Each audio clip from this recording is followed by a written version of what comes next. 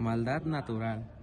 Introducción. Thomas Hobbes sostenía que el ser humano es malo por naturaleza y que sin una autoridad fuerte viviría en constante violencia, idea que resumió con una frase: el hombre es un lobo para el hombre.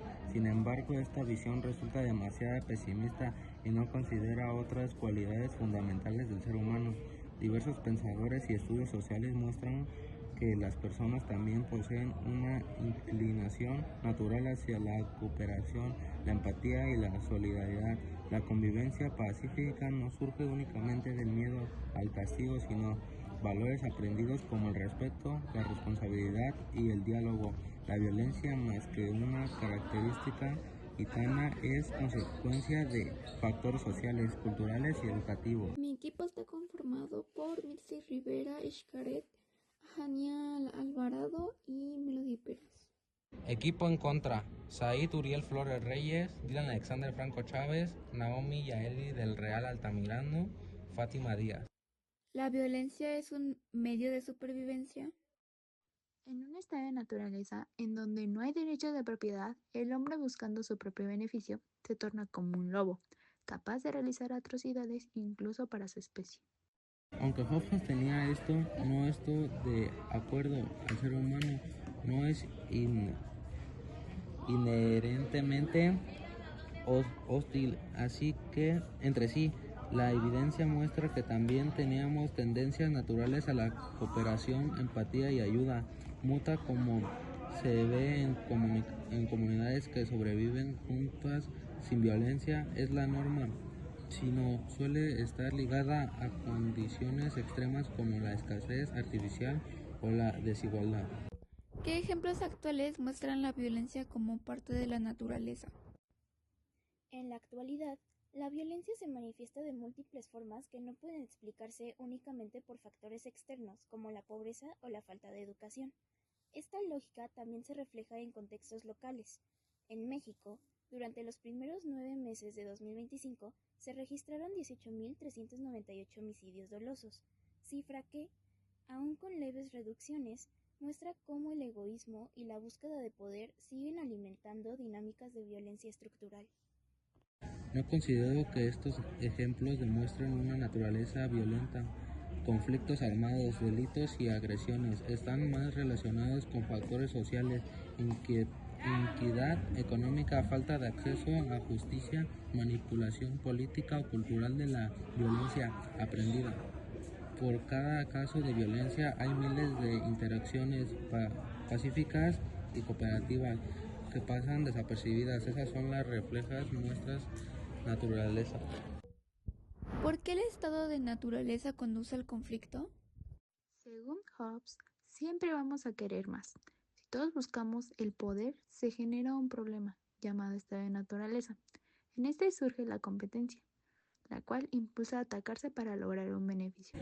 No estoy de acuerdo con la idea de que el estado de naturaleza sea intrínsecamente conflictivo. Varios pensadores y estudios antropológicos indican que sociedades sin estado central han mantenido orden y paz mediante acuerdos comunitarios, normas compartidas y mecanismos de resolución de conflictos basados en la cooperación. ¿Qué papel juega el miedo en la conducta violenta? En el estado de naturaleza, todos somos relativamente iguales y la competencia por sobrevivir nos hace como un lobo. Por lo tanto, no estamos totalmente seguros, lo que genera miedo constante. Si bien el miedo puede ser un factor, no es la causa principal de ninguna justificación. El miedo muchas veces es generado por estructuras opresivas y narrativas que dividen a la persona. ¿Qué papel juega el miedo en la conducta violenta?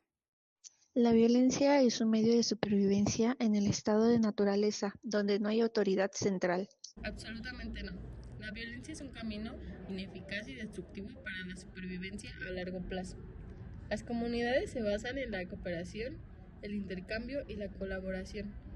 Tienen mayores tasas de supervivencia y bienestar.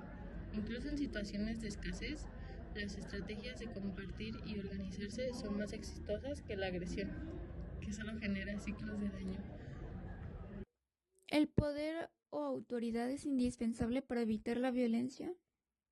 El poder o autoridad no es indispensable para la violencia, pero sí es necesario para mantener el orden y la seguridad. No es indispensable. Existen ejemplos de comunidades autónomas, movimientos sociales y grupos que mantienen la paz mediante acuerdos voluntarios, diálogo y participaciones colectivas, sin necesidad de una autoridad central o poder coercitivo.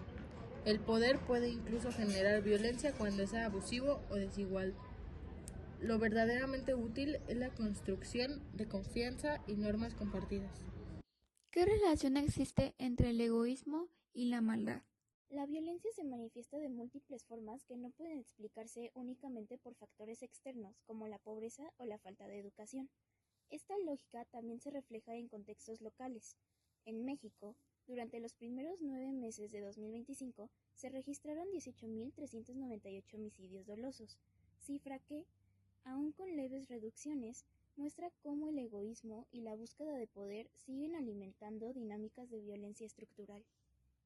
No concuerdo con ligar el egoísmo a la maldad, ni con ver el egoísmo como la base de la conducta humana. Existe un egoísmo saludable que busca el bienestar propio sin dañar a otros, y además el ser humano es capaz de altruismo genuino, actos que buscan el bienestar ajeno sin beneficio personal. La maldad no es natural, sino que se relaciona con decisiones éticas y contextos sociales. 8. ¿Puede existir paz sin sobreregulado? La autoridad no es indispensable para la violencia, pero sí es necesario para mantener el orden y la seguridad. Claro que sí, hay múltiples ejemplos que lo demuestran, desde comunidades indígenas con gobiernos consensuados hasta iniciativas de paz local en zonas de conflicto. La paz construye mediante el diálogo, la justicia y la participación de quienes la viven, no mediante un soberano. El soberano puede incluso impedir la paz si su poder se basa en la opresión. ¿La competencia natural produce violencia inevitable? El egoísmo y la maldad están estrechamente vinculados, ya que el egoísmo implica priorizar los propios intereses sin considerar el daño que se puede causar a los demás. Cuando el individuo busca únicamente su beneficio, puede justificar acciones injustas o violentas como necesarias o inevitables. No, la competencia puede ser un motor de progreso y mejora cuando está regulada por normas, respeto y equidad. ¿Qué implicaciones éticas tiene asumir la violencia como innata? La violencia es parte del pensamiento humano, es normal verlo de esta manera. No es algo ético, sin embargo, Asumirlo es éticamente peligroso y erróneo. Puede justificar la violencia de gobiernos o individuos, minimizar la responsabilidad de quienes la ejercen. Éticamente es más valioso reconocer que tenemos una capacidad de elegir la cooperación y la paz y que nuestras responsabilidades es trabajar por un mundo donde esas opiniones sean más fáciles y accesibles para todos. Se concluye el concepto de Hobbes. Se basa en un poder absoluto, donde solamente una persona conduce a las demás a una paz absoluta, sin importar lo que tenga que hacer. Sin embargo, en una realidad de cambios y ideas, esto se puede quedar en vano, de que se puede encontrar una solución sin un superior, o sea, a base de la paz. Ahora no se necesita un absolutista que nos mande y que nos ponga reglas. Lo que nosotros necesitamos es un guía.